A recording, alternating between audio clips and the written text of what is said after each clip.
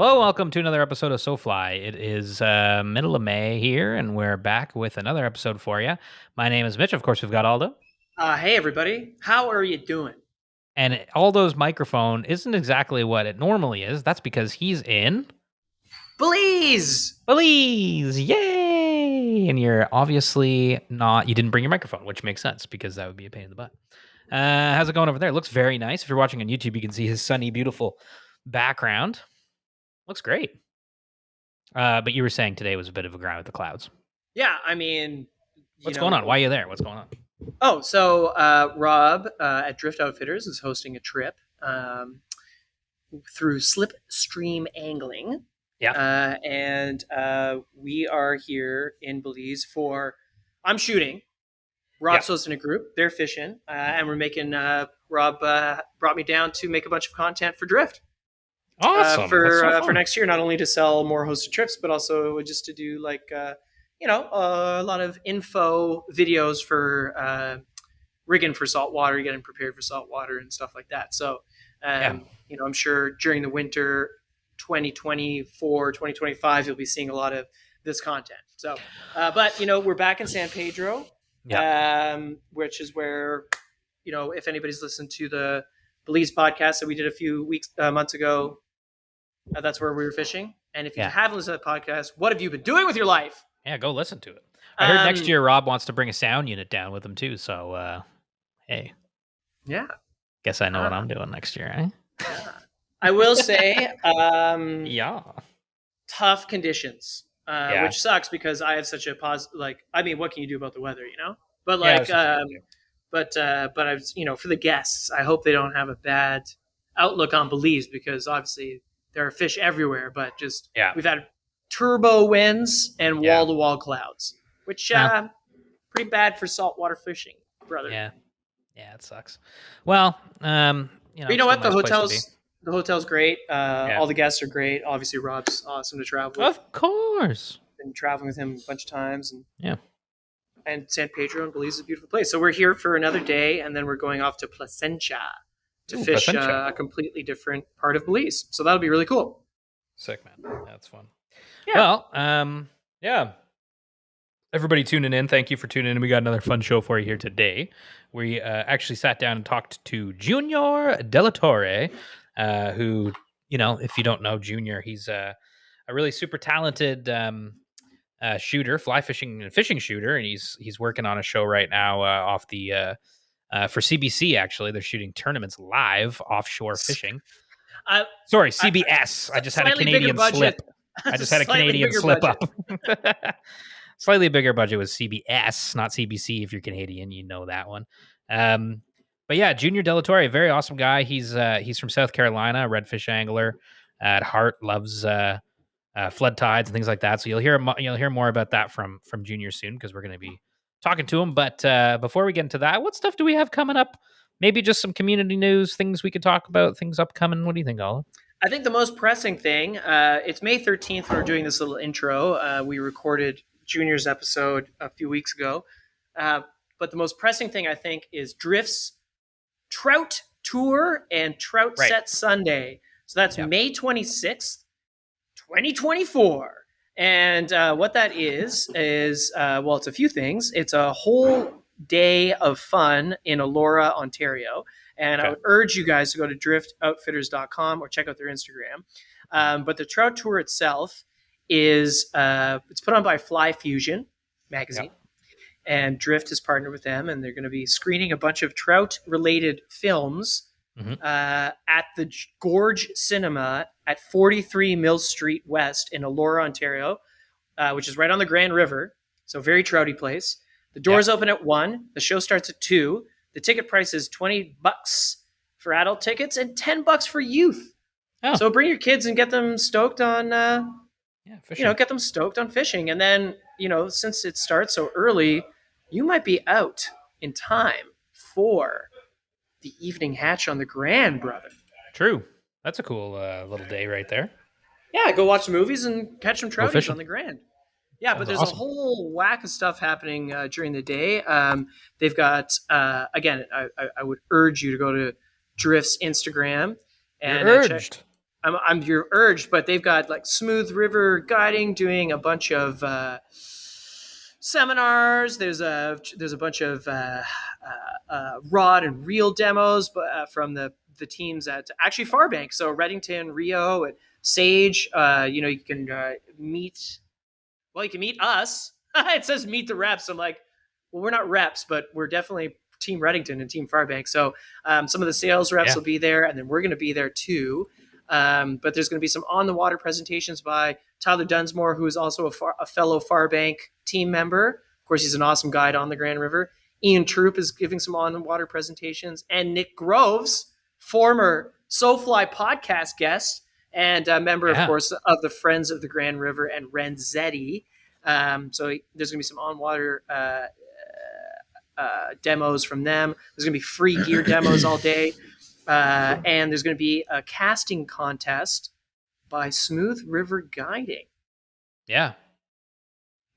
So that awesome. is all. So all that kind of stuff is starting at 9 a.m. at Bissell Park in Elora, Ontario, on May 26th.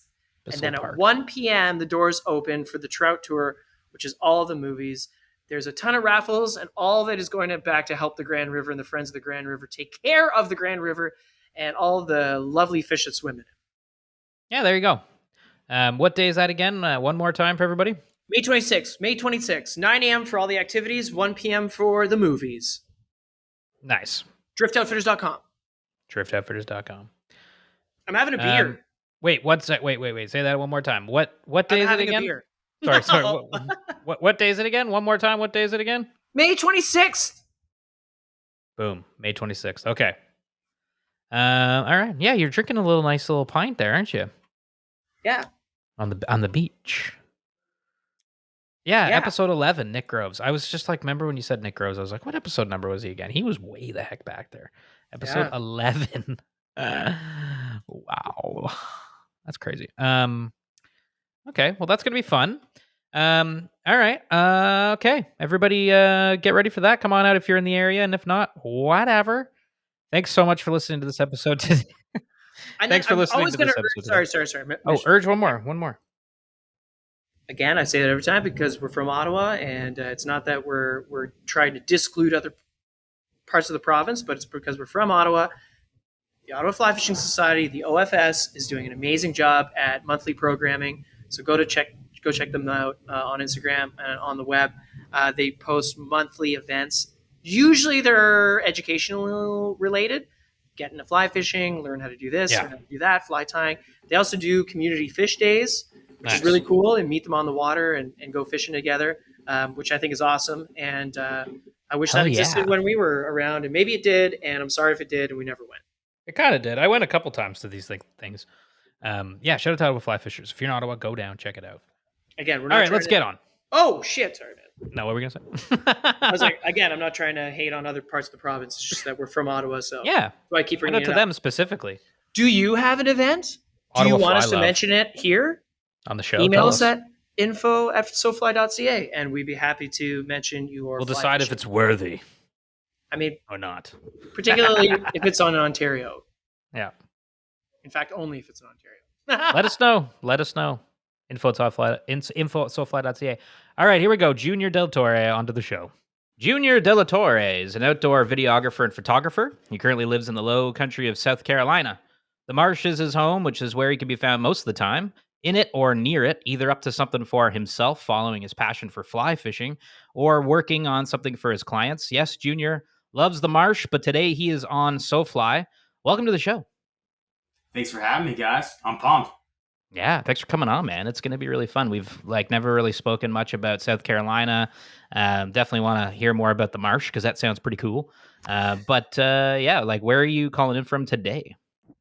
Yeah, so I'm in a little town called Beaufort, South Carolina, just about maybe an hour south of Charleston, which would be probably the most common South Carolina city or town. And I'm just north of Savannah, Georgia. But yeah, just right there on the coast. And like you said, you hit the nail on the head. Low country, marsh, running around, having fun. Amazing. That's rad. And yeah, man, I'm trying to have you guys down hopefully soon. I know it's probably a little bit warmer here than where you guys are at, but I don't know, man. You guys would mind that. I think we skipped.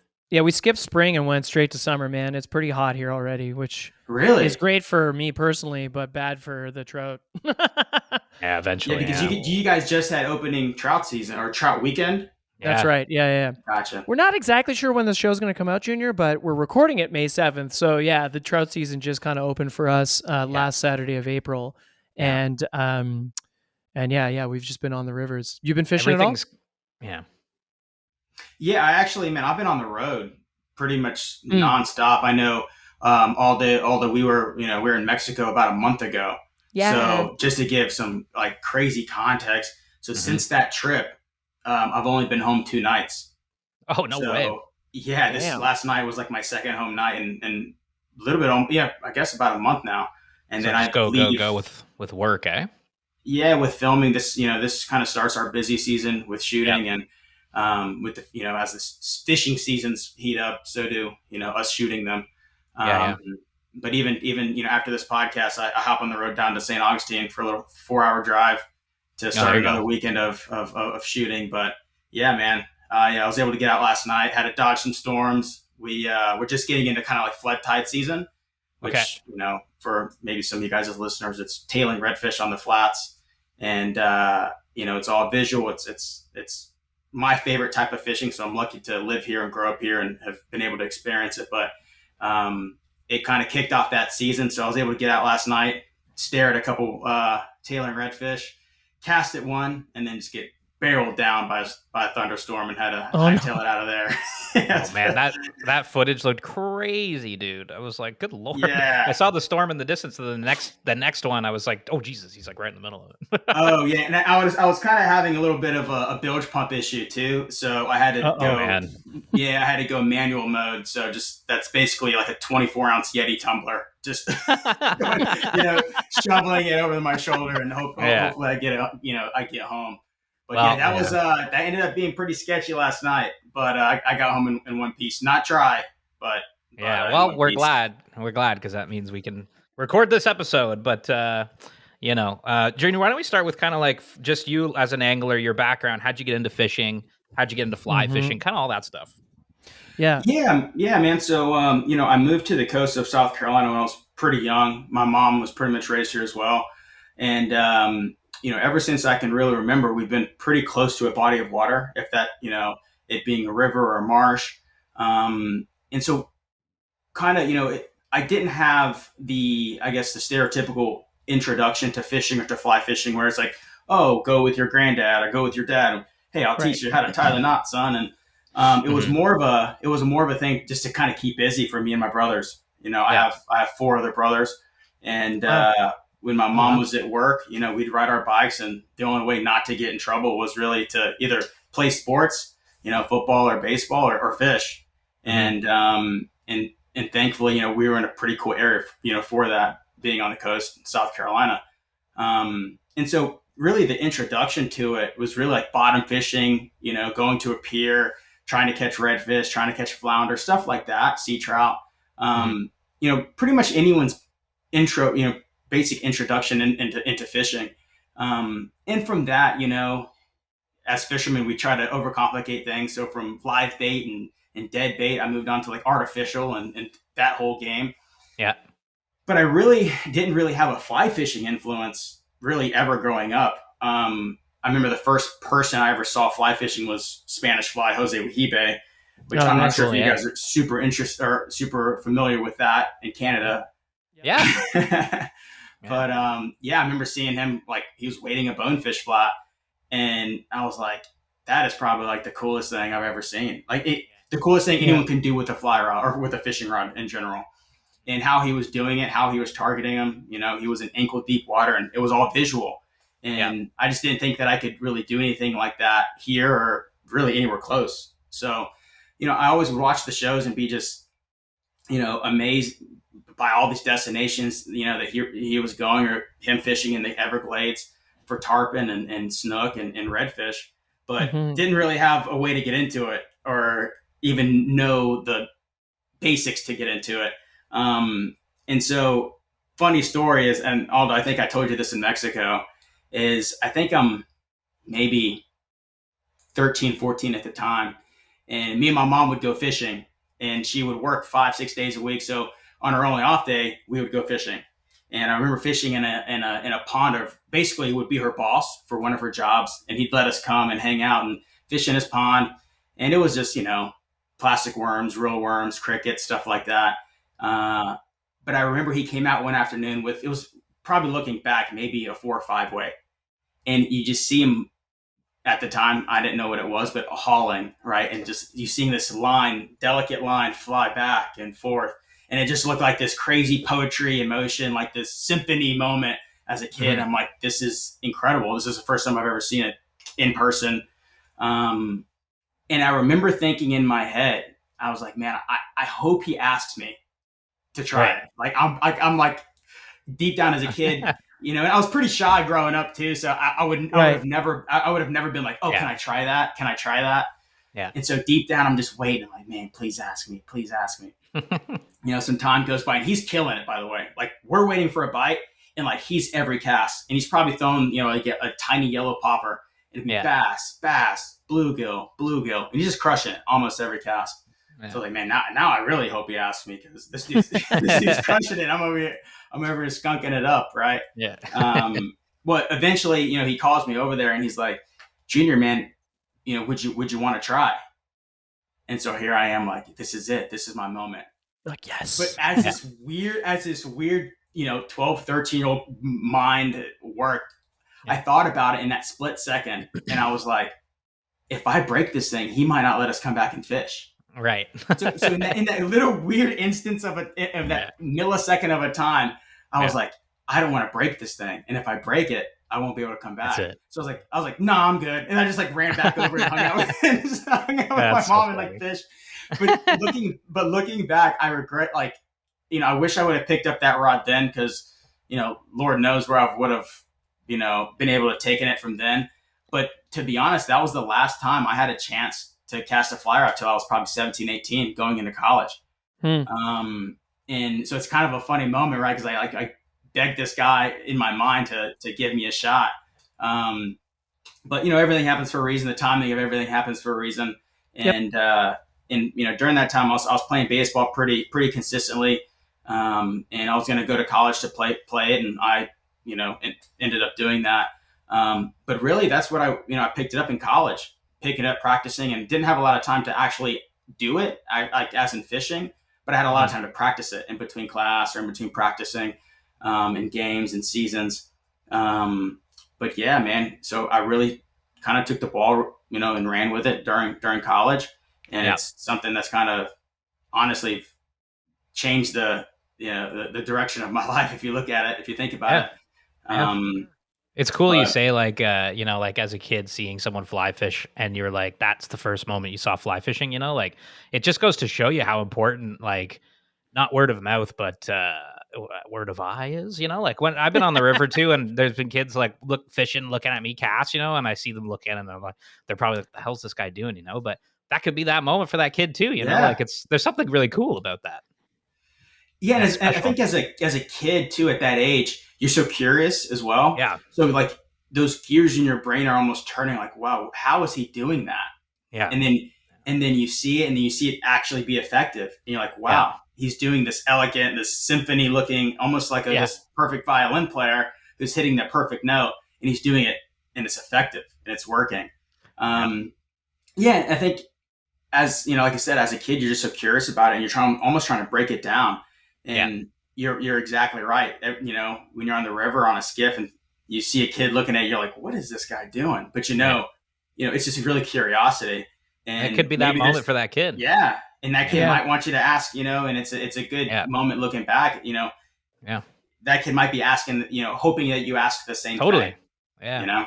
Sounds like you have a pretty great mom too, taking you fishing as a kid and putting in the work to do that. Cause when you look back, it's like, man, being a parent is really tough, right? Like, you never think about it until you're like older. Have you ever gone fishing with your mom? Like, has she ever gone out with you like now? Yeah, we haven't. I haven't taken her on my skiff yet, so I haven't done that. I'm gonna get to do that, I think, here soon. I hope. Awesome. She doesn't fly fish or anything like that. None of my brothers do. They all, I've tried to get fly rods in their hands, and they'll dabble in it, but dude, they just want to, they want to put a shrimp on a bobber and really drink. most of the times, which I can't blame them. But no, it's funny. It's like those moments when you're a kid, you're just in the moment, right? Like, oh, this is fun. I'm fishing with my mom, or my mom's dropping me off so that I can fish all day, and she'll pick me up on the way back from work. But as you get older, you don't realize how kind of valuable those moments are, and how those small little moments shape what you do now. It's pretty amazing to think about. Yeah, they're everything. Yeah, that's cool. So fly fishing, then you got into it, and it's taken you some cool places, and eventually into the world of shooting it for work. So how'd you get into filming and shooting? Yeah, so like I said, when I picked it up in college, I didn't have money for a boat or anything like that. So with a lot of those flood tides, a lot of it's wadeable, right? Park and dry, almost like a trout river where you guys are at. You can park and walk as far as you can get, and hopefully they're there. But it's very weight accessible, right? And and eventually I had like a little $50 kayak. But after that transition from baseball into like the real world and having an actual job, I was spending a lot more time on the water fishing, and it kind of replaced baseball after that was said and done, for me. Right. And eventually I would get home and I would tell my brothers, or I would tell my roommates, like, oh man, you're not going to imagine what I saw today, dude. I saw an osprey go and pick up a flounder and fly off with it. Or, I saw dolphins coming up a creek strand feeding and almost flipped my kayak over. And they'd be like, so cool. Yeah, right, bro. What are you drinking out there? Like, what, like, did you hit your head on the way back in? And so eventually I was like, well, I guess I'll just have to prove it. Like all this crazy stuff that's happening. And I just remember buying like a cheap little GoPro, just where probably 99% of people, start. And it really just started me getting random clips on a, cheap GoPro, just so that I could show my buddies, like, this is what actually happened. Like, yes, I'm actually catching fish on a fly rod on this hook with feathers on it. Right. Because to them, fly fishing was this kind of a foreign concept as well. Yeah. So it was really just that. And then from that, I would be like, okay, I have this collection of clips, and this would actually kind of make a cool clip or a cool little video if I put it in a 3-minute sequence. Right. And so, I just really started with doing that. And thankfully, obviously with Instagram, it's you get to see some really cool things, and for motivation, but two, like, hey, you have this little niche thing that fly fishing is. And then there wasn't a ton of video on Instagram. It was really still kind of a photo platform, right? So I just started kind of posting those small little clips to Instagram, and pretty consistent on it. And then TikTok came, and that's when it's kind of interesting that, it's funny to talk about, but that's where it almost threw gasoline on that fire, where those videos kind of started actually catching a lot of traction. And from there, it just, really just snowballed, and to what it is now, where I'm able to be a full-time freelance, outdoor videographer and photographer, which is, awesome. It's full circle, really. It's great. It's amazing what these platforms like TikTok afford us. You know what I mean? Like, they were starting TikTok, so their algorithm was favoring good content, and you're able to get a ton of views, a ton of engagement, and it turns into so much more. Like, TikTok's not just this social media thing. Like, it's like it's really changing people's lives. It's amazing. Yeah, it turned all this into a career, which I would have never even imagined, even 5-6 years ago. And and with fly fishing and social media, this is a hill that I'll stand on, die on. Is there's a lot of negative connotations that's put on social media and fly fishing, and that's just what it's going to be, and that's just with the outdoor space. Yep. But there's so many other benefits of it, and this is a prime example here. Is us being able to link up, us being able to meet up, and eventually me and Aldo get to go to Mexico together and fish. I get to meet you, Mitch, in Denver, Colorado, which is a foreign place to both of us, right? 100%. And then from there, you guys get a platform to have a podcast, to do media, and I have a platform to make a living for myself, to put food on the table. And this is all from a social, from an app, from social media. It's sick. Yeah, it's awesome. It's kind of a crazy thing to think about. A crazy time to be alive. It's the best. Yeah, it's like if you understand, and almost like like I don't want to fawn over apps that I don't own, but if you do I don't know, realize what you have out of these things, and you realize that you can make connections with them, and and use them, like, I don't know, for good, if you will, then yeah, they're awesome. Like, Oh man, I mean, I built a whole restaurant yeah. brand on them, basically, like, and like, we've built our brands on them, and showing our age, we grew ours on Instagram, you on TikTok, but anyway, and You didn't start on MySpace? You didn't start on MySpace, Junior?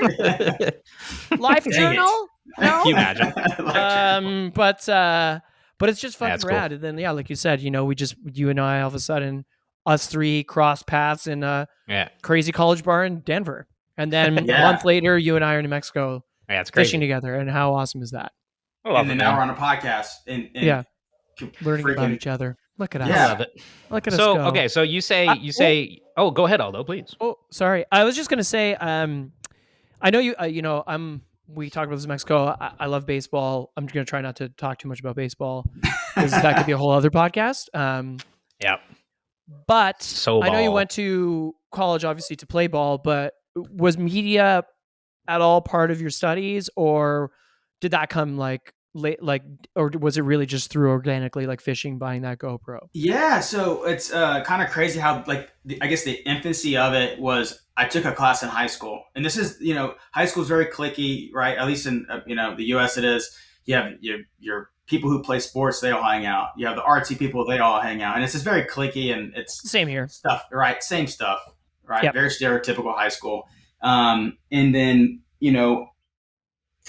I think I was going from 10th grade to 11th grade, and I switched high schools. So I go from, like, I would say the rougher part of town to a little bit more established part of town.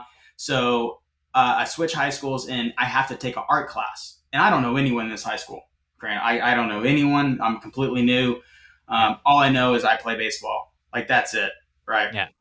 And so I'm sitting down with the guidance counselor, and she's like, hey, you have to take an art class. And I'm like, art class? I can barely draw. I can barely write my name, let alone draw.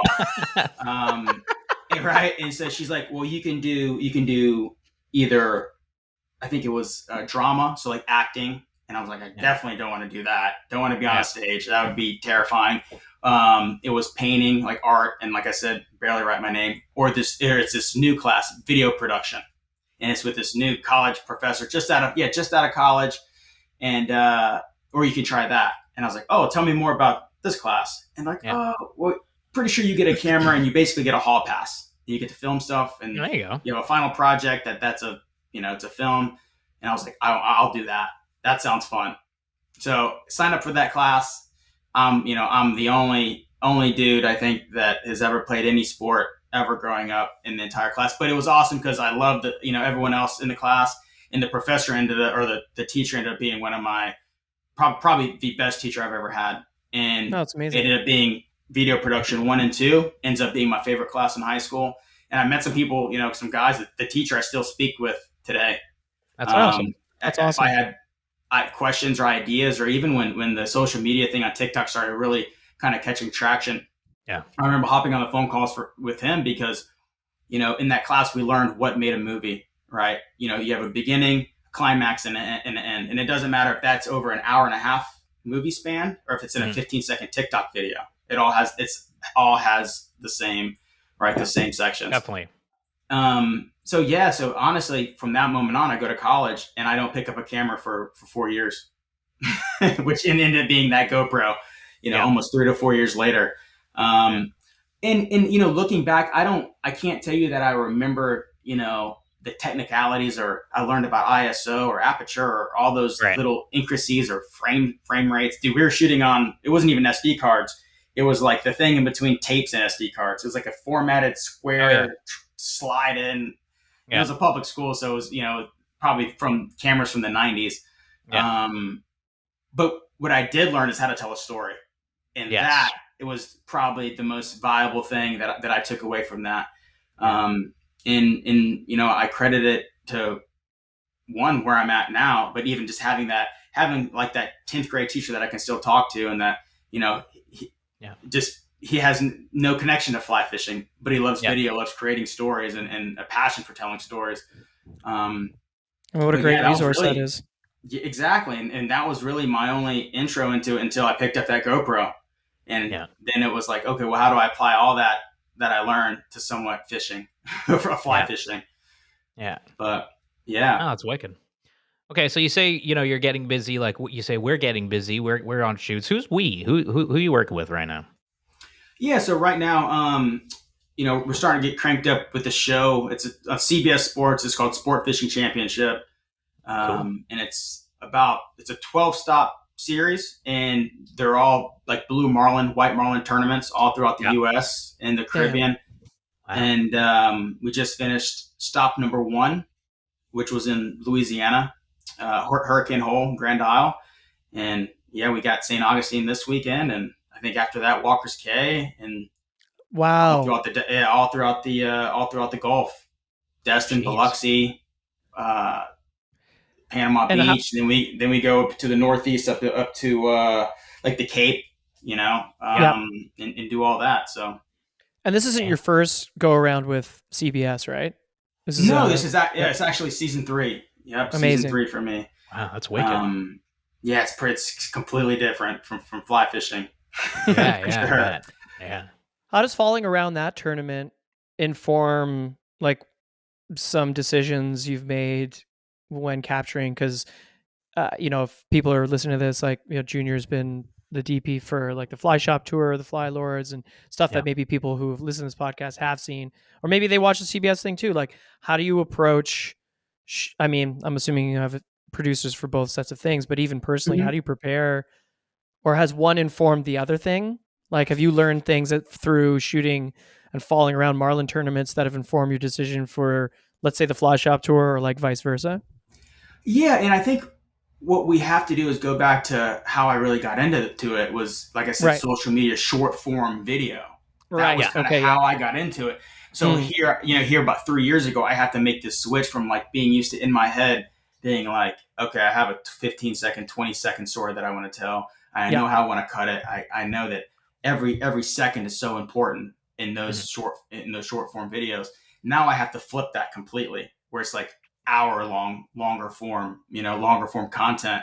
And that barrier of entry it took me a little bit to really, I guess, process that and to I guess look at it through that quote unquote that, I guess, lens.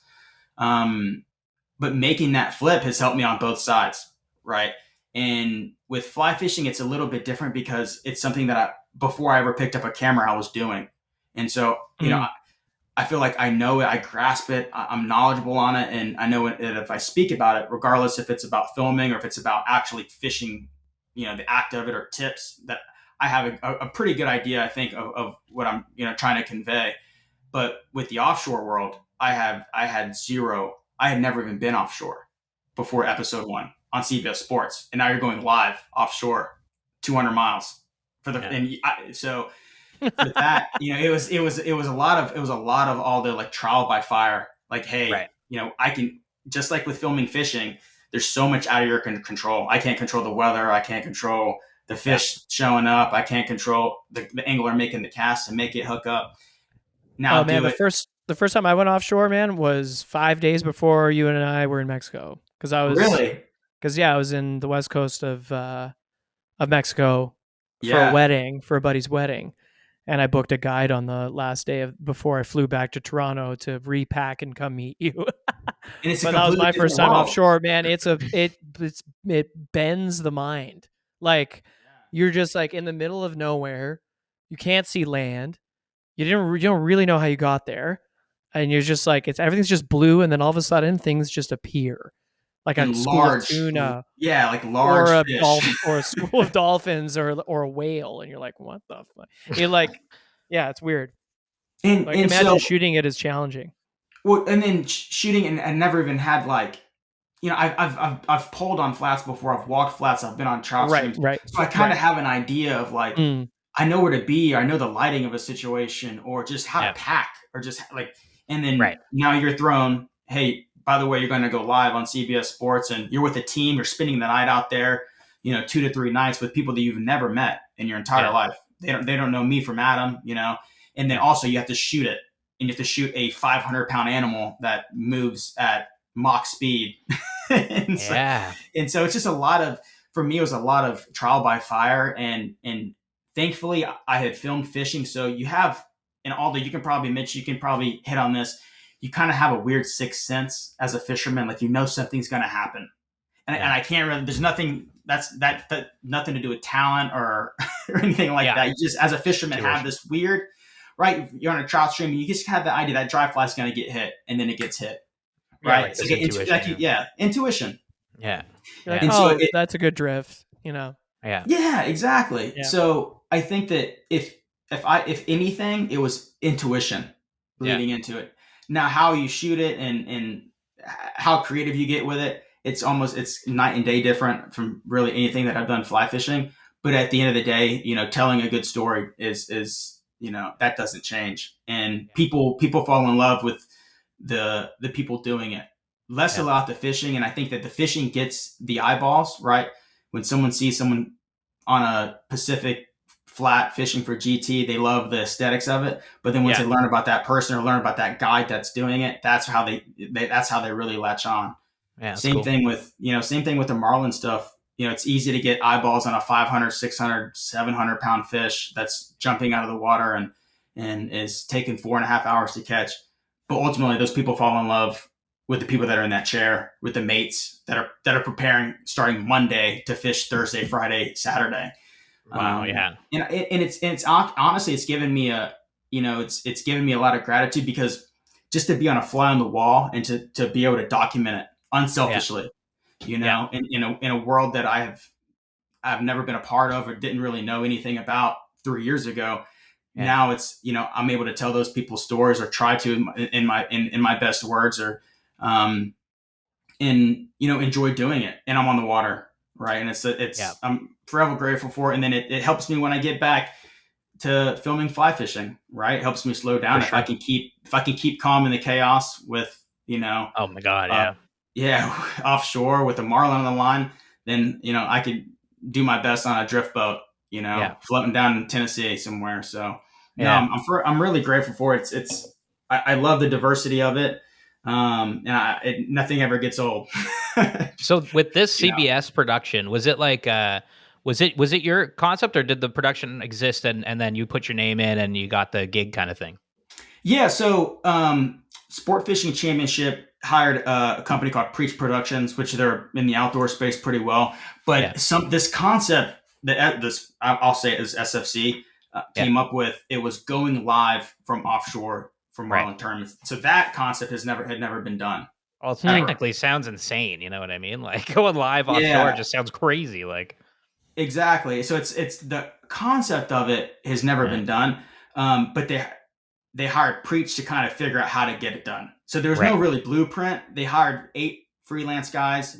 So I was one of those 8 guys that they were like, hey, you guys, we're going to stick you guys on boats.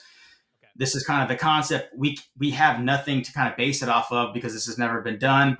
So, hey, we're going to have to roll with the punches. And it's grown a lot differently from year one to year 3. Year 1, we used to have a chase boat, and we'd have to put these SD cards in these like floatable baggies, and the chase boat would have to come and get them and then run it back off. Yeah, it was crazy. That's crazy, so crazy. Insane. Yes. Big tuna comes up and eats it. No. Literally. Or they get gaffed and they just sink to the bottom. You have like hours of marlin footage, and they just sinks down to the bottom of the ocean. Oh my God, that is wild. That's like, I don't know, that's some like military shit. You're just like, the SD cards without GPS coordinates. And a SEAL team comes and picks up your footage. That's awesome. And then between year 1 and year 2, Starlink, the invention of Starlink happened. Right. And so we were able to bring Starlinks on these boats. And so we're actually going live, where it's true live. Hey, producer in my ear, we're coming live to you in the next 10 seconds. Set up a shot for us, or we're hooked up, and then they can cut to you live. So Elon changed the game with that one. Yeah, for real. A little bit. It used to be nice to go offshore and not have to have any phone service, but there goes that, brother. That's so, like, possible. Man, imagine being the producer. You're like in the well, I guess it's not a truck, but like, or maybe it is. I don't know. And you just have like 8 boats worth of Stuff It is. going So, on. like, live streams coming in. yeah, That you they'll have to send like us sort through. photos, and you Yeah. just see like a 8-piece grid, and it's all of us. Like, you just see us rocking and stuff because you know we have the camera on the back deck. Yeah. But no, That's pretty it's wild. such a crazy concept, and Oh man, yeah. I'm lucky What a to great, yeah, what a great gig. do That it. sounds so cool. The experience that you're getting from that. To your point, that you come back, you can shoot anything. You know, like once you're in that environment, on water, huge swells, chaos. I mean, that's a Live. great live. Like, what a great, yeah, invaluable thing. And I think just as important too, Mitch, is it teaches you to interact with so many different types of people. So Right. like one thing, like, Aldo was like, how does it translate to fly fishing to offshore? And there is things that prepare me for each one, but for me, it's like I said, you're going on a boat. When I show up there on that Wednesday, Thursday, that's the first time. A lot of times those teams have ever met me. So here Yeah. I am. I have to go on a boat and Yeah. you know Yeah. go 200 miles offshore with a team that are extremely familiar with each other, with themselves. These guys are doing these tournaments for a lot of money. Yeah. And for them, it's not really a game. This is serious, serious business. But then I also have to get them to be comfortable enough with me so that I can tell a story, even if it's a 10, 15, 20-minute segment, whatever it is. It's okay. How do I do that? How do I get these guys to trust me? How do I earn these guys' trust Yeah. in a very short period of time? Yeah. And so I think what I've learned from that has been, very invaluable. Yeah. And that's I know that's more of like a networking and business side of it, but it's a lot, something that a lot of people Talent, don't think creative. about. Yeah, like dealing with different talent. How do you direct talent that you don't know, or someone's pissed, or they don't like you, and you know that? Like, for sure, that's huge, right? So it's not just the crazy technical stuff, but it's also the, like you say, the storytelling aspect. Seems like, yeah, it's great too, experience wise. Yeah. Well, that's Yeah. rad, man. Damn, that's super cool. I don't even. That's super yeah. rad. So different from like what we're used to, Like, I know, although you've been offshore, I have no Well, context of what that's like, but I've been offshore for 8 hours. it sounds crazy, man. Like, it's just a whole other The world. sailor. It's cool. It was, Yeah. yeah. Go Catching all sailor, the- you. Yeah. I love it. Yeah, pretty cool. Maybe just before we switch gears and talk a little Yeah. bit about fishing in South Carolina, just curious, recently, obviously, I mentioned the fly shop tour and other stuff. You have any favorite projects you've worked on fly fishing wise over the last year, or was there anything that kind of stood out? Or because I love watching your stuff that's from close to home. Personally, I think it's cool. I love, I do love your short form content. I think like it's awesome. Like that one that sticks out to me, and I think I mentioned it in Mexico, is like there's that awesome hypercut of you taking the mound, and then like you work through your pitch, and then it ends up with you fly fishing, and I'm just like, fuck, that was well done. It's like, how do you mix those two things? You That's told like your crazy. life story in like 25 seconds, and I was like, okay, that was really cool. Oh, man, I appreciate it. Dude, honestly, there's two that stand out. It's, I got to work with Wildfly, and Scotty. He came visit That me. was a sick video. Yeah, we did a little 2-part project, and he just, we both took the reins on filming, but what he did, in post and being able to tell the story of the Low Country and the type of fishing that we do it's not easy to explain, and it's like the worst elevator pitch of a fishing places you could do because there's so many different moving parts. We have 7-foot tides every single day, which is the second largest on the East Coast. But for what he was able to do and how he was able to portray it and the things that happen in the film, which we have, as you guys know, you have zero control over, like the fishing and the weather and all that crazy stuff that happens. That stuff made for good TV, I guess. But yeah, man, that was probably one of my favorite projects because I think we did a really good job telling from beginning to end what it's like fishing here in the Low Country.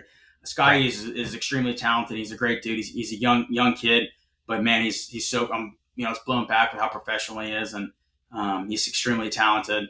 But and then Fly Shop Tour, Aldo, for sure. Fly Shop Tour was a blast. I was on the road for 30. I was on the road personally for I think 31 straight days with that, and we were able to hit South Carolina ground with that, like, dude, Tennessee to like the Florida Keys, like holy fuck. Yeah. Yeah, man, that was a grind. That was for sure a grind. But but I think with that it was more, fly shop. That's a tough business to be in, and especially a lot of those guys have survived COVID and we're able to keep the doors open, and then now hopefully move transitioning into thriving because there's more people getting into it. So for me, it was more of telling those stories and the people that, the faces of fly shops, the guides and the shop hands, and those guys are the freaking the backbone of I guess, especially fly fishing in our area. A lot of like our us would have communities, never.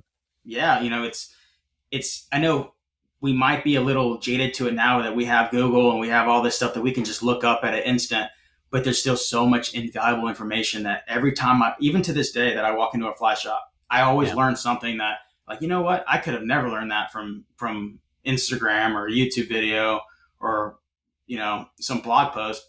So those people want to talk fishing, and those guys are so important to our industry. And to just be able to shed some kind of light on that, especially in a part of the country where I live personally, and that is my, the southeast of, southeastern United States, it was important to me. It was very important for me to tell that story, and it meant a lot. It's also just like really fun going into fly shop and being surrounded by cool stuff, like I feel like a kid again, you know what I mean? Like, it's just like that. Yeah, it's just like, oh, this is kind of cool, yeah. Each one's so different. Yeah. Each one is so different. It's, totally. It's pretty cool to see what, the little different things that each one does. And each one had this weird, one had this trout tank where they would let kids feed trout. Yeah, that's cool. One had like a all women's only fly tying class, which I think is awesome. That's cool. It's just little interesting little things that they had. I think I want to say Fly South in Nashville had either the largest or the only fish mounted carp.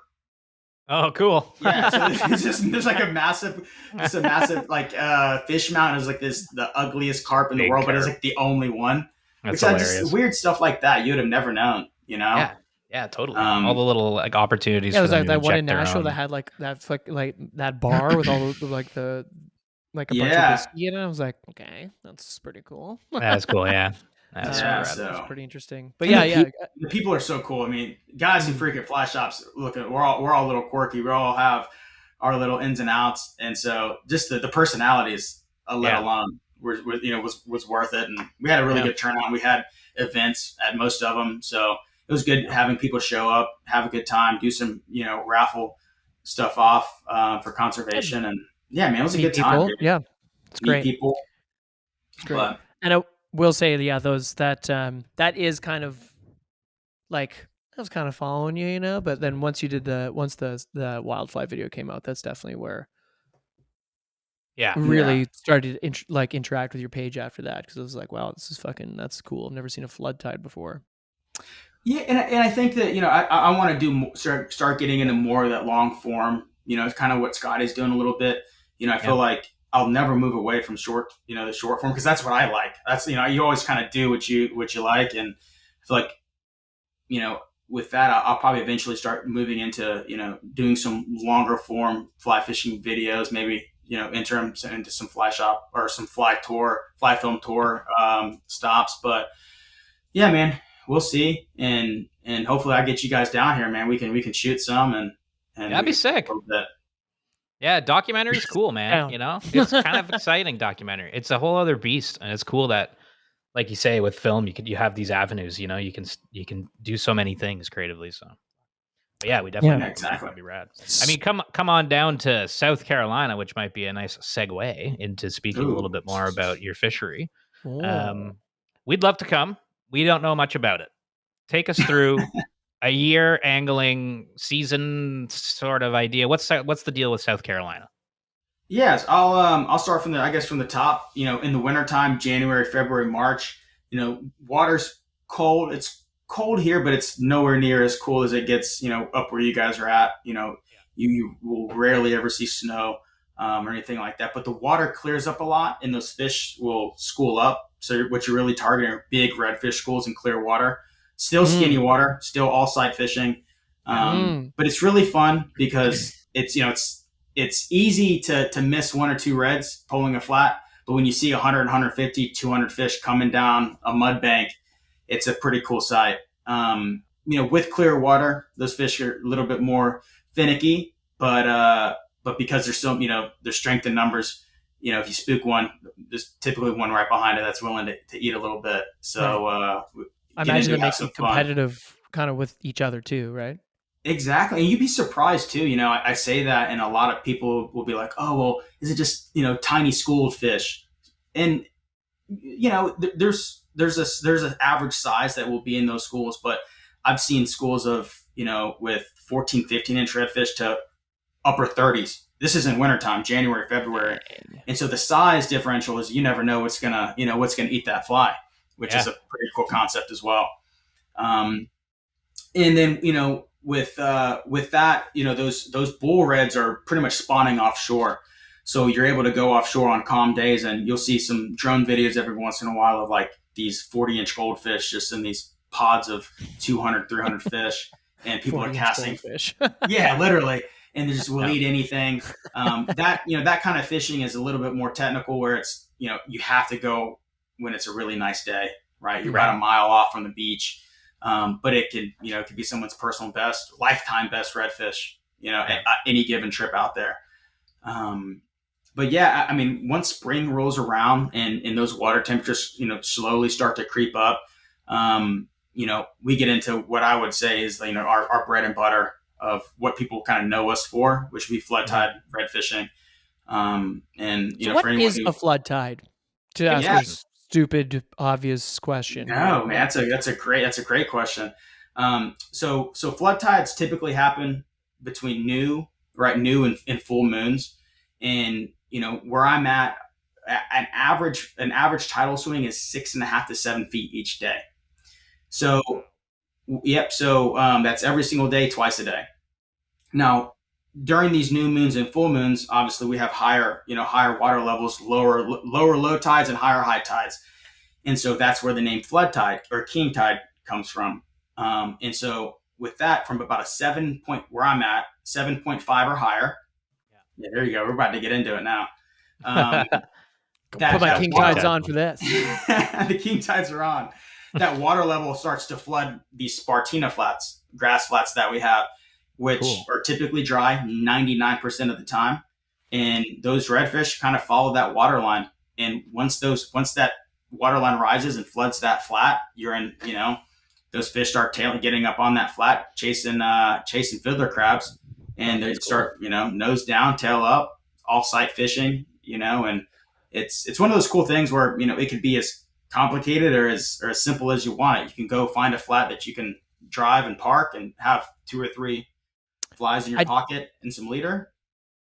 Until you said that, I didn't even consider, because obviously if the flood tide swings so much, you can obviously wait it from shore. Yeah. And either are you waiting? I mean, at that point, are you waiting for that water to come? I mean, it doesn't matter. It could be there. It could not be. It could be coming in. Whatever. I never even thought of that. That would be so cool that you potentially don't even need a skiff to get to a flat. Oh, that, and then just even if you could get a $50 kayak, it opens up so many different avenues, and you're able to cross creeks that you wouldn't be able to cross. And the whole reason those redfish are coming on those flats are because of fiddler crabs, and those fiddler crabs stay burrowed pretty much from about November to March. So those you won't really find those redfish on those flats during that time of year. So really from about April on to the end of October, early November, that's that kind of that flood tide season, as I like to call it. And they're just, munching on fiddler crabs. It's all sight fishing. And man, it's an incredible way to catch a redfish for sure. Yeah, exciting. I get that you can have you can do your best to keep to tie fly patterns to make them sort of weedless, with that, what was it called? Spartina grass? Yep, Spartina grass. So all the flood tide flies we all have weed guards, all of them. How are you keeping your leader out of that stuff? I know even watching that wildfly video, you see sometimes the leaders you land the fly, but there's the leaders over a reed or something. How do you deal with that? Or you just have to deal. It lands in a weird way. It catches a blade of grass where it's going to open up, and now it's opened up at a 90-degree angle because it just caught that one blade of grass. It's just a part of it, and that's what makes it so. Part of it, right? Yeah, and that's what makes it so fun and so interesting and so unique. There's just not too many places that you can do that, and it's it just happens from I think Wilmington, North Carolina, down to St. Augustine, Florida. It's that little flood tide zone, and it's you got to put it. These aren't super goofy redfish. These redfish are on high alert, right? And everything is trying to eat them, and they're trying to eat a fiddler crab. They got ospreys flying across. They have my dumb behind landing flies on their head. They're just they're very spooky fish. So it teaches you to become a good angler. It teaches you how to put it in that little window. But no, it's definitely my favorite style of fishing to this day from places that I've got to go. It's a lot like wading a flat for bonefish. Right. Yeah. And seeking to and me, making that's the shot. Yeah, and to me, that's my favorite kind of fishing. Like stealth, it's so speaking. fun. Yeah, man, it's so walking a hard flat. to beat. Walking a flat is like it's the best thing on earth. Like it's can't just beat you can't beat it. I love skiffs, pulling skiffs, et cetera, et cetera. That's so much fun. But like, man, when you're on when you're just on the flat watching, you just see that tail come up. You're like, you almost can't believe that it actually happens. I remember the first time that I think Mitch, it might have been Texas actually, when we were red fishing in Texas, even though we weren't walking the flats. But I remember seeing you read about these tails, you see footage, you see photos, you've been reading fishing magazines, you've been seeing ads forever, and then you actually see it. I still to this day when it happens, surreal. It's surreal. Like that last day we were in Mexico, Junior, like I was on that flat, and I was like, and I had been on that flat a couple times, so I'd understand like when the sun starts hitting a certain angle, they start just pushing up, and we didn't get as many fish pushing up as we normally did, but we did get a few. And like, sure enough, I was like, there's the wake, there's the tail, and then the tail hits the sun, and it's just like, you can't describe how beautiful that is. Like, you're just watching the little guy doing his little thing, and you're like, it's unbelievable that actually exists on Earth. And then when it all comes together, and that fish eats, and you're like, oh my God. I did this with a hook with a couple feathers on it, on foot, like the most intimate way you can catch a fish, especially a saltwater fish. People go all these miles, they fly, they hop in planes, they hop in pangas, and they hop into this boat to get to this lodge. And at the end of it, it's just 2 feet on a fly rod. And so it's a pretty awesome experience, regardless of what you're targeting. Even trout on foot, all that stuff is, I think, is super intuitive. And I think it's why we keep coming back, because like Aldo said, is how do you fish through the Spartina grass? Well, I can't tell you. Every situation is different, and, right? And you just got to show up, and there's be times where it lands. You put that perfect cast, but it catches that blade of grass, and that fish spooks. And guess what? It's all good. There she goes. It's all good. Yeah. Yep. And so, go ahead. No, please. Yep. And no, it's like it's one of those things where, hey, you learn to, okay, let me just get it all settled in. Next shot. Yeah. So it is walking though. Like you get to be part of the environment so much more, and just feel everything and think, slow down. It's both relaxing and like super exciting all at the same time. Yeah. Skiffs are fun. Boats are fun. But you're right. Walking, even for trout, stuff like that, it's the best, So I can see, redfish would be really cool. Okay. So you go through the flood tide season. That takes you to about, you're saying like roughly October-ish? Yeah, it takes us into October, November. We do have, so May and June, July, we have a very interesting summertime where, like I said, we have the flood tides. Those are cranking. Those are full blast. But we have a pretty cool fishery where we have cobia that come inshore. Target big cobia on on fly, all sight fishing. Really? Wow, sight fishing for them too. Yep, all sight fishing. They'll come up on top, and you see these massive wakes. And what they're doing is they're coming up upriver to spawn. So typically there'll be a male and a female, and you'll just see them on the top pushing these wakes of water. And here where I'm at, we actually have like the only cobia on flight tournament. That's so cool. You might have to fact check me on this, but pretty sure it's the only one in the country. Only cobia on fly. That's cool, man. Actually, the only time I've ever even heard of a cobia was 3 years ago at Ascension Bay Lodge because Drew, Yeah. who was on the trip with us, hooked got one. and landed one. That's And what I was I like, heard "What about too. the Nice one, hell is a too. cobia?" And then, man, cobia.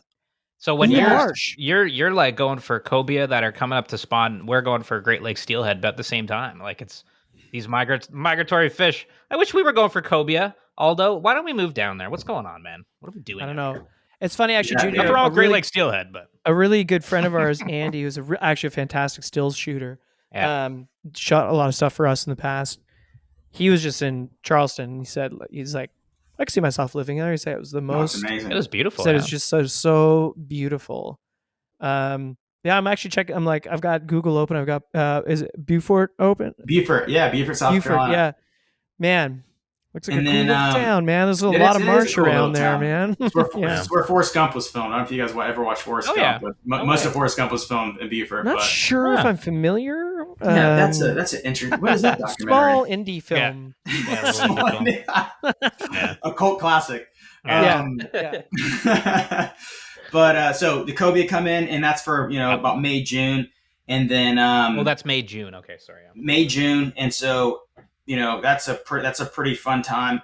When they start kind of leaving, Yeah. the jacks and tarpon come, and the jacks are the same rivers that you'll see the cobia in, and they're all same thing on top. So you see their sickles, they're schooling up, and they're, these are like 30-40 pound jacks. These aren't small guys at all.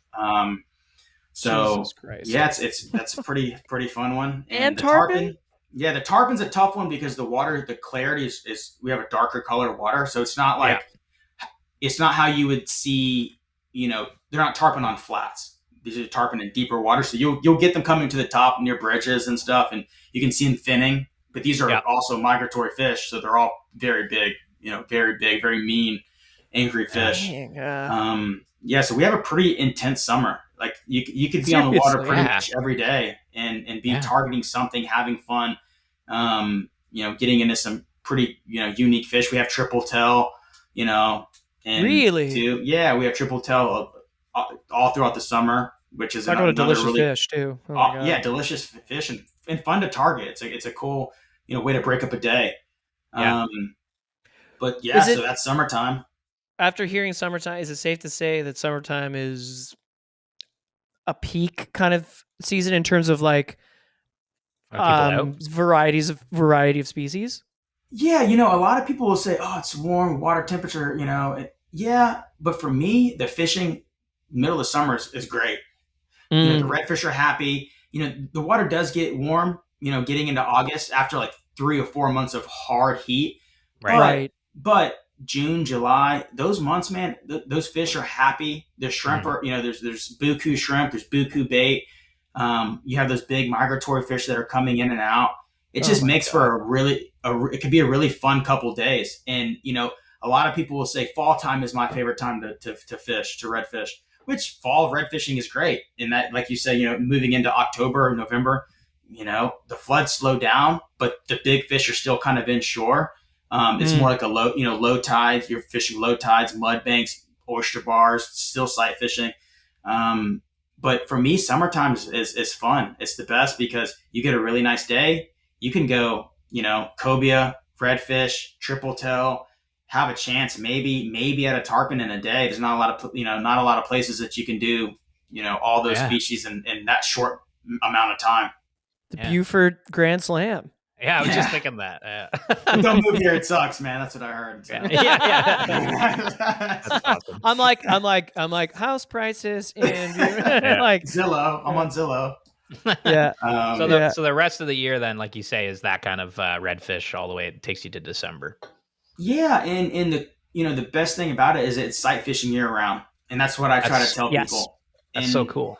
You have certain, there's a lot of places that have great fishing, right? Yeah. Louisiana, you have all these places that have some of the best fishing in the world, and a lot of it they'll be like, oh, come in the wintertime or come in the fall time. It's the best time to sight fish or redfish. For me, it's and I hate to beat a dead horse with it, but it's to be able to sight fish a place year round for let's just say redfish. It's pretty unique it doesn't matter where it is. Sight fishing for fish, and it's making you a better angler. You're seeing what you're casting at. You're being able to work on things that a lot of people don't get to work on. So that when you do go to Mexico or when you make that trip to Belize, those things that you've already practiced year round, you're already doing. Well, that's what's so cool. Like that's what I didn't know. It was like this year round kind of always awesome fishery in a way. Like that's so nice to have something like that. I mean, I know Spartina grass in Mexico.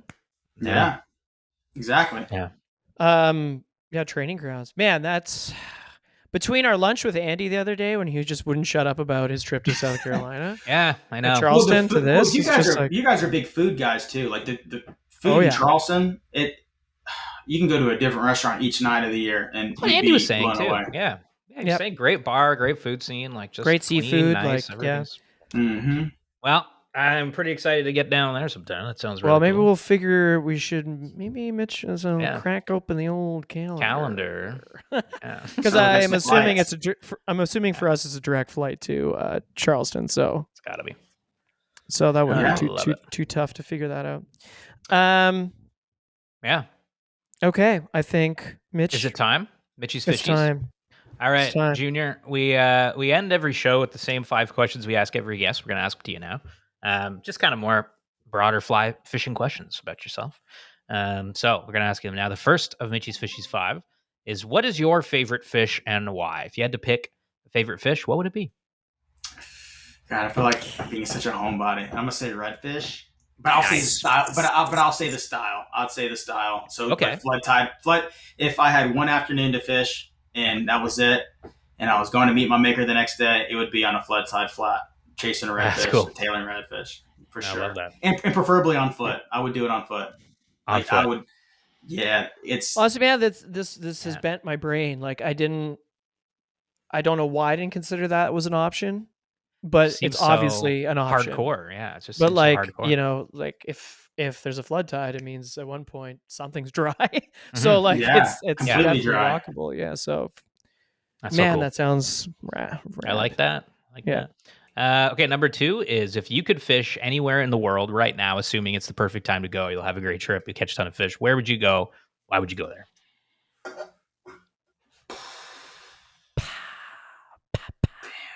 Hard hitters.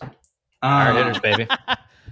Yeah. I'd say because I think I've always had this fascination with like the jungle. I'd go like jungle golden dorado. Like you're like with some trout, you're going deep into into the jungle. You're in these dugout canoes. There's boulders. There's bugs that are the size of freaking your suitcase. Yeah. Like there's jaguars that might just grab you, and then you're like, there's this crazy golden fish with crazy teeth.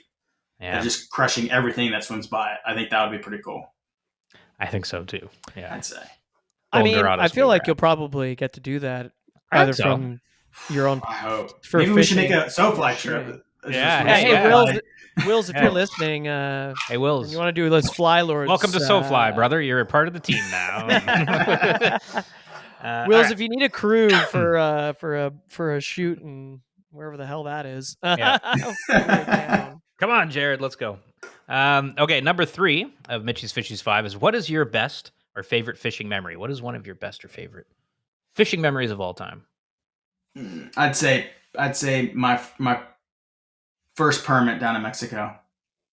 Nice. Ishkalak? I was in Ishkalak with my boy Jesse at X Flats and other good buddy Declan with Bajio sunglasses, and I'd say that first perm. That was a pretty surreal experience, man. Because for me, keep a long story short, I always felt like that would be the fish. I would be like, okay, it's like a badge of honor almost, and we make it in our head that permit is it, and I don't know why. Yeah. But for me, it was like, okay, I did it, and it felt great, and it was an awesome feeling, and I want to catch a lot more. It like just drove that whatever that obsession was with catching that fish, just even to more insanity. Much has been spoken. Oh, sorry, go on. No, go on, yeah. I was going to say, much has been spoken about like presenting to that fish and like having it eat. It's a whole other thing after you hook it. It's a very strong, very crazy fish. Yes. Like not enough people talk about that part of the whole experience. The fight, yeah. The fight. Strong, very strong fish. Like crazy strong. Yeah. Yeah. I mean, that'd Sorry, be, Mitch, what were you gonna say, buddy? no, that like just like the experience of that would be insane. Like your first one. Was it like what was the kind of like story behind the hook set and all that stuff? Well, what's funny is I don't think I believe the guy didn't see it at first. Okay. He didn't see that he was looking at it was another school, but it was this right angle that I could see it. And I remember when I cast at it, I didn't think he initially saw it. And so I kind of, they teach you to cast and do one kind of long, slow strip. And I think maybe just to tighten up the leader, tighten up the line. For me, I'm so used to like, especially like with bone fishing or even redfish here, crabs are short movements, tick, tick, tick, tick, right? Very, very short, quick. For them, they like a longer and slower strip because I guess crabs move longer distances. I'm not sure why, but so I'm listening to the guy. I go long strip. I go a couple short ones just because it's like, I guess, Just in you. in me, right? Instinct, I guess.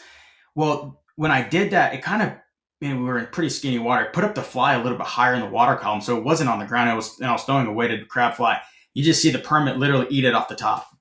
He just came up. And you see both of his fins come out. And we have it on video, which is pretty. Yeah. Declan was able to get on video for Bahia, and it just kind of comes. You just see its head come out of the water, eats it, and it goes back down, and then boom, it just goes tight. Wild. And it's crazy. It's like going back to the learning about the presentation and all this lead up to it. It happened so fast that it was like, oh wow, this is on. Now I have to get into fish fighting mode. Like, okay, this has happened and he's eaten, but it's like, okay, I still can't lose everything that I've known about, catching a fish and fighting a fish. You still have to keep calm in that as well. But it was very, very hard to stay calm. My heart was beating through my chest. But no, it was awesome. And it was really cool to have, two of my close friends there too. I think that was a very special moment. They were able to capture that moment for me, which I'm very grateful for. That's awesome. Okay, number 4 is, why do you fly fish? What keeps you going back out there? Ooh. Why do I fly fish? Probably the unknown.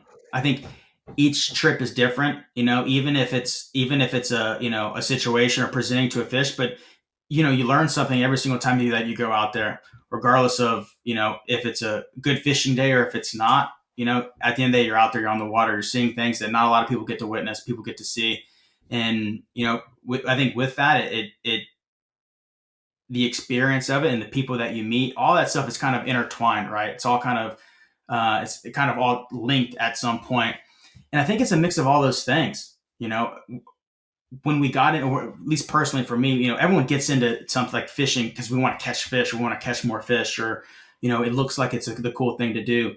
But once I did, I realized it becomes less about the fish, less about, how many fish that I caught or the size of the fish that I caught. It's more about, oh, those are the people that I met on that trip. Listen to this about Aldo, listen to this about Will's, learning about the people, why they've done it, why they've got into it for me. And, obviously to piggyback off that, I'm in filmmaking. So I've always been a sucker for, a story and telling a story.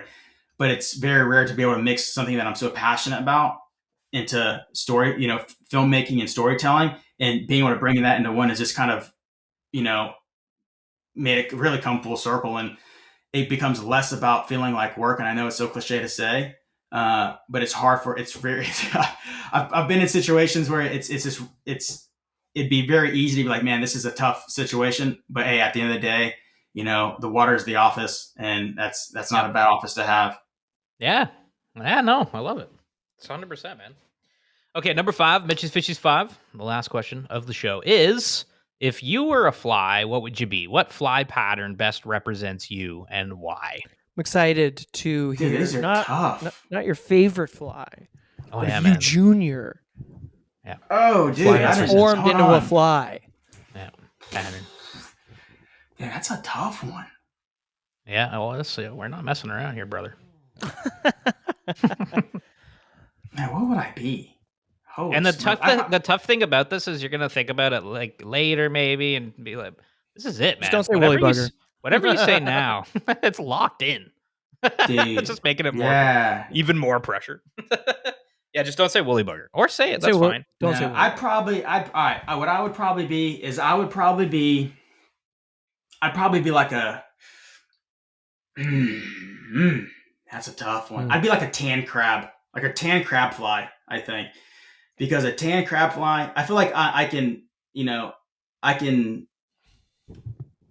mold myself into different situations, right? I can try, I can get put into different situations and try to adapt. And you go with a tan crab fly anywhere, you're going to figure out really quick about a fishery, right? So I think that a tan crab was what I would be. You can take it to South Carolina, take it down to Mexico, take it to Belize. You can adapt in other crazy situations, and it's reliable. And I hopefully I'm somewhat reliable. You know what I mean? Hopefully, Yeah. I trust a tan crab. Man, that's a I tough like that. question. I trust a tan crab too. I like the man. tan crab. Yeah. I like the tan crab. I think that's great. That's great. Yeah. Okay, Tan well, That's a tough one. or That's too fancy, dude. No, I'm like I'm a three material crab. Like I'm the most Yeah. simple crab. Dude, I'm not. like it. I'm not that fancy. I wish I was, but no, that's yeah. Beautiful. that's awesome. I mean, That's that's the great, show. tan That's crab. the show, Junior. That's the show, man. That's Mitchie's Fishies 5. That's everything. It's been really, really awesome to get to talk to you. Thank you so much for coming on the show, obviously. But From why don't? Yeah, I was gonna say from a slightly blurry evening in Denver, Colorado, yeah.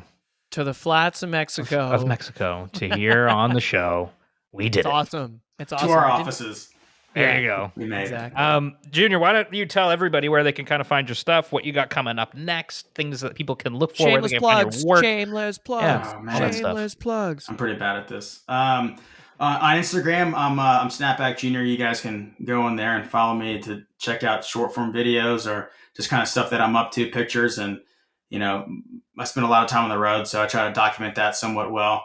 On TikTok, it's Tides and Tells. So TIDESN, Tells spelled out.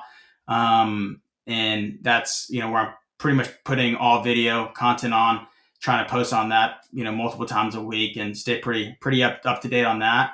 My website's JuniorDelatorre.com. That's more just portfolio stuff and to learn, I guess, a little bit about me, on a business side of things. But if you guys are ever in South Carolina, feel free to check me out, hit me up, and be able to take on the marsh. Hopefully, Aldo, Mitch, you guys can make this trip here this summer, and we can maybe put some visuals behind the podcast and have some fun.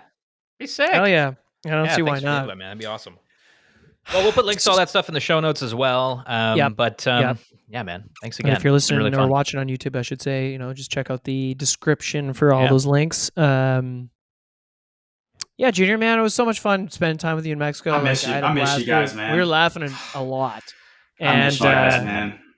Yeah. And it was just so great learning stuff from Appreciate you guys having me too, man. I really appreciate it. Of course. But hopefully I get to see you guys soon. Absolutely, man. Yeah, we'll talk soon, and thank you so much for coming on. What do you mean? Wow. What's that? What do you mean? Kicked us out of the thing, Every time we hit record, it kicks us out of the thing. Okay. Well, hopefully my thing uploads. Oh, it should, because it's still, And we're back here after talking to Junior Delatorre, and just a little Zencaster talk here. We're, of course, recording on Zencaster as our new platform. I actually have to go update the website. I just realized it's Podbean feed in there still, so I'm gonna go do that after this. But great show. It was really cool talking to Junior. It's such a different fishery down there that he grew up in, South Carolina. Yeah, I mean, I think we mentioned it while we were talking to Junior, like hanging out with Andy at lunch that one day and just talking about how much he liked Charleston, and then hearing about all the flood tides and all the other fish. Like, I didn't know, I knew there were redfish. I knew there were jacks. I didn't know about cobia and all that other stuff. Tarpon? Big ones too. And the cobia is so cool. I was like, what a cool fish to have run, like what an awesome thing. Amazing fishery. We got to get down there and go fish with them. I think. And I just got to say, now that I'm not on the call with him, I had such a blast with him in Mexico. He's really such a kind, funny, and man, like we spent the first day shooting stuff for Buff. Kayla and I were talent, and him and Wills were making sure things were getting done. He works so hard, man. He really does. And man, Yeah. there's at one point we were in this like mangrove channel that was skinnier than the boat, bugs everywhere, weird things in the water, and he just like grabs the housing and jumps in. I'm like, you sure you want to go in that water? It's hardcore. He's pretty hardcore. So he's just like, he looked like, he was just like, he was swimming through this like mucky, potentially crocodile infested water that was just, and he's just like snapping pics. I was like, damn. But we had so much fun. We had so much fun on the trip. Dedication. And we got to go visit him because not only is probably the fishing banging, it would just be such a good time. Like, he's for real. Such a great dude. Yeah, we'll get down there for sure because that's, that'd be such a cool place to go explore. It sounds awesome. But yeah, thanks, Junior, for coming on the show. It's great to chat and obviously get into it more. I know we met in Denver briefly, you guys in Mexico, but I think we'll be seeing more of Junior, hopefully. He's not sick of us. But what's going on? So yeah, I mean, we already talked a little bit at the intro of the show that you're in Belize. So how many more days are you down there for? I've got one more day in San Pedro. Yeah. And then we have a travel day, and then we have 3 fish days in Placentia. Good Lord. That's awesome. Yeah. Very fun. Are you going to get to toss a line at all, you think? I tossed a line today, brother. Got 2 bonies. No way. You got 2 bonies. Yeah. That's wicked. Yeah, you know. What was the deal with that? Was there just like a school moving through kind of thing? Yeah, so we spent the morning actually in these channels that we actually found some tailing fish, but they weren't too happy with us. Oh, no? Well, I was just rolling camera the whole time, but there was they were pretty skittish, let's say. Shall we say? We shall. So then the afternoon, like again, it's really hard to spot. So the best thing you can try and do in my, I'd say limited experience, but I've now been bone fishing quite a lot. And so every time I've been presented in these conditions, guides usually tend to try and find water where, because spotting is really tough. So you have to find other signs, right? So that could be tails, that could be pushes, or that could be muds. So when a bunch of bonefish are all hanging out together, eating on the bottom, they're kicking up a bunch of sand, right? Yeah. So today we were fishing in the afternoon. Anyway, I was alone with the guide, and we just needed to get some fish on camera. So we split up, and I was fishing muds with my guy Danny, and then we ended up getting a few. I got busted off by. I got robbed by a lot of barracuda though. Oh yeah, like the line would just go tight and then it would just go loose. Your pike thing where it just goes.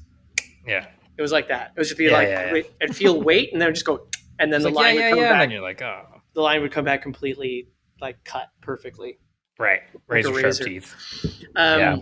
But we got it done. Danny and I hooked 3 and landed 2 of the ones that I hooked. So decent. Yeah, that's great. Decent for a slow day. Hell yeah. Yeah. I love kick ass, bro. I love bonefish. Bonefish are awesome. I'm with you there. They're the I got to do more of it for sure. They're so cool. They're the 7th fastest fish in the sea, brother. 7th? Mm-hmm. Who's 6th? I don't know. Yeah, that's awesome. Well, that's fun. That's good. I don't care. That's cool. You got into a couple of them. That's good. Mantis. So what's on? It's on a mantis shrimp. Mm-hmm. What's on tap for the rest of the afternoon? Because it's 2 hours behind there. We're recording this at 6:42 p.m. Eastern Standard Time, so you're at 4:42. Well, I'm pretty pooched. Have some dinner. Yeah. So I'm probably just gonna have some dinner and shut it down. Nice, fun. But I mean, not late nights here, but not early mornings either. We meet the guides at 8 because we need light. Okay, that's good. That's good. That's pretty good. Yeah. It's fun. Yeah, it's pretty easy hours. Well, I'm probably gonna go trout fishing this week. What do we see here? We got Toronto weather. Oh, dude. Yeah. You were on the Osable. Oh yeah, we just got back from the Osable. Yeah. I went down to Lake Placid for the weekend in the Osable River, fished that. It was tough. I only really got a few hours in each morning because I was there with my wife and my parents, they and dad too. So was kind of running around, looking around town and whatnot. But I got a couple hours in each day, and it was it was really tricky. It was cold. The water was like 49, so there was like zero bug activity really. That's And cool. the fish were iciclettes. They were little icicles in there, and hard to find. Tons of people out fishing, but yeah, it's almost like the season that here seems a little bit early for bugs. Like we were seeing Hendrickson's early May, and then there, it hasn't really started yet. So it's like, oh, a couple weeks from now, maybe, it'll be a little bit different. I mean, last time we were there was like the end of June, and It was your birthday. and there was certainly dry fly activity then, caddises and whatnot. But it was hot. It was hot. So, that was the problem then was the river got too hot too fast. But I don't know. It's it's an interesting fishery, but it was fun to go down there. I love it down there. It's beautiful. It's a really beautiful river to fish. Oh, the Aslan. So yeah, it was fun. Did you go to the Hungry Trout? I did. I went to the Hungry Trout. Did you see Brandon wasn't there. No, he was away for a wedding. So was that's Rachel too there? bad. I did see Rachel. Yeah, actually, I pulled up at like 8. She was with clients, so I didn't bother. But I pulled up at like 8, and she was in the parking lot with some people getting ready to go fishing. And she said, "We open at 9." I said, "Thanks," and I didn't bother. I wanted to tell her I loved her movie after you've gone, but again, she was with people. I didn't want to be like, "Hey, I'm a fan." You should have been like, so I was just kind of leaving her open at alone. 9. Cool. I love your movie. Bye. Gotta love your movie. See you later. Love your movie. I Really should went have. well. I think that was really good. I don't know. I saw her from a distance, but yeah, she was out fishing and with some people. But yeah, it's a beautiful area. I just love going down there so much. So it was a fun weekend and showing Steph. She's never been there, so it's cool to show her around. So yeah, I went to the Hungry Trout, farted around Placid, and yeah, it was good. It was good. Don't go to Luna Restaurant in Lake Placid. It's terrible. Very bad. Just don't go there. But do stay at the Hampton Inn. Yeah, the Hampton Inn's great. It might be the nicest Hampton Inn on earth. Yeah, it's a fun little spot. I mean, we had such a good time there because we were like all like tired and hot from fishing and we'd get to the Hampton Inn. All lodgy. It was nice. Yeah, it was fun. But yeah, I'm definitely gonna go out this week because it's warmer here, sunny, Yeah, what's nice. it like there? But it is. By the way, I don't think I've mentioned this. It is psychotically hot here. Really? Like, yeah. It's like what are we talking? Like Canadian wise, like high 30s, mid 30s? Yeah, it's got to be pushing almost to 40. Like it's really humid. It's really, really humid. Yeah. Like when we were here in February, it was probably 10 degrees cooler. Like it was probably mid to high 20s when we were here in February. Yeah. It's mid to high. It's high 30s. Like it's crazy. Wow. It's great. Like Celsius. Everything is like we get outside in the morning. Everything is just wet. Jeez, like Louise. I mean, like even me pulling the laptop from the room, and I know the room's cold and outside's hot, so I understand how condensation works. But like, it's just like everything's just misty. Doinked. Yeah, doinked. Everything's wet constantly. I'm just wet. Sounds kind of awesome. Not gonna lie, dude. It's you get acclimated fairly quickly, but it is wild. Yeah. Well, it's not like that here. I mean, it's like tomorrow's 18 Celsius and 21 on Wednesday. Also, that's good. Down a bit. It cooled down a bit. Baby. Yeah, but it's gonna go back up because it's it's almost summer now. So there's lots of rain in the forecast, whatnot. I don't know. Anyways, but I'm gonna go out fishing this week for sure. Maybe Wednesday or Thursday night after work. It's my favorite thing to do this time of year is just get in the car after work and go chase some trout. There's few fleeting weeks for trout these years. So. Yeah, just like a few hours after work, like, oh, it's the best, man. It gets dark, and then you come home, go to bed, start all over the next day. You decompress? You decompress. So, yeah, but anyways, that's really all I got going on. I guess that's pretty much everything we have for our listeners today, and we're going to start boring them because I'm talking about the friggin' weather too much, but... Whoa! Thank you again to Junior for coming on the show. That was a blast. We'll see you soon. And thanks, everybody, for listening to this show. If you have any questions, hit us up at info@sofly.ca. And as we said earlier, if you want to plug some events in Ontario, info@sofly.ca. But that's it for me, Mitch. Aldo? Yeah, that's it for me. If, follow us on socials, at the SoFly Crew on Instagram and TikTok. and the So Fly Fishing Podcast on YouTube. That's right. Yeah. Bye. Thanks so much. Take care. Come your